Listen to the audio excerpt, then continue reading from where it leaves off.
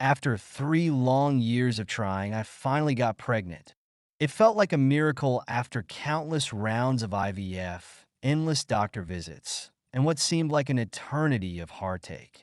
My husband and I were ecstatic, but we decided to keep the news private, sharing it only with my parents. They had been incredibly supportive throughout our journey, and we wanted to savor this moment quietly before telling anyone else.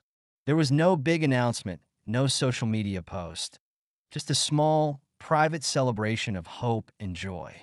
Fast forward to last weekend, my younger sister, Emily, had her engagement party.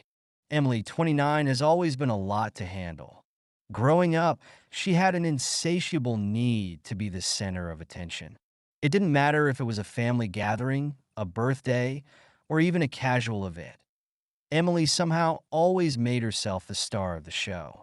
I had spent my whole life letting her have her way because it was easier than dealing with the drama. Honestly, I had no reason to believe her engagement party would be any different.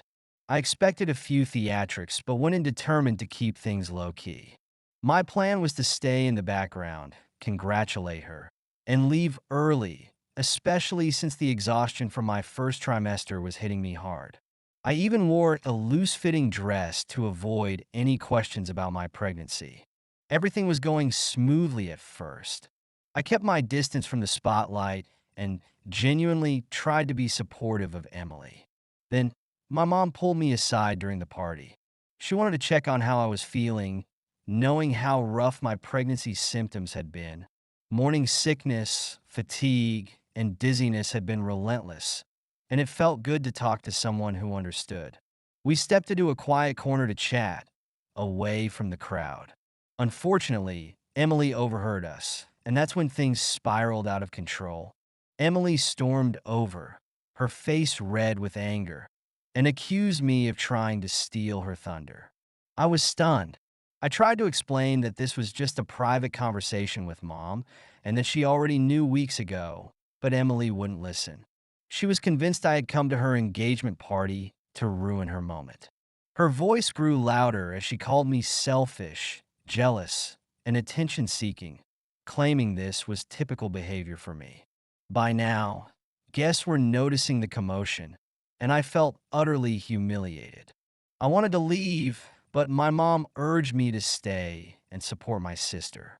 Against my better judgment, I agreed, hoping Emily would cool down. Later, Emily approached me again, this time with a strange grin on her face.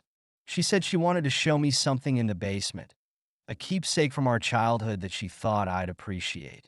Thinking this was her way of making amends, I followed her downstairs. The moment I stepped into the basement, she slammed the door shut and locked it. At first, I thought it was a joke. I knocked on the door and told her to open it, but she just laughed and walked away. Panic set in. The basement was cold and dark, and I already wasn't feeling well. Stress and nausea overtook me as I tried to figure out how to escape. I spotted a small window and decided to climb through it. I found a box to use as a step, but I was shaky and dizzy. Halfway up, my foot slipped and I fell, landing hard on my side and stomach. Pain shot through my body, and I lay on the floor, terrified. My mind raced with worst-case scenarios. What if I had a miscarriage? What if something happened to my baby because of Emily's childish prank? Tears streamed down my face as I tried to calm myself, but the fear was overwhelming. I didn't know how long I was down there, but it felt like an eternity. Eventually, I heard footsteps and my husband's frantic voice calling my name. I banged weakly on the door, and he unlocked it immediately. He took one look at me and insisted we leave for the ER. On the way there, I couldn't stop crying, consumed with fear for my baby. At the hospital, they performed an ultrasound, and I held my breath the entire time. Thankfully, the baby was okay, but the doctor warned that it had been a close call. If I had fallen any harder, the outcome could have been much worse. My husband was furious. He called my parents from the hospital and told them everything, demanding they confront Emily. When my parents found out, They were horrified. My dad, especially, was livid. He confronted Emily in front of everyone still at the party.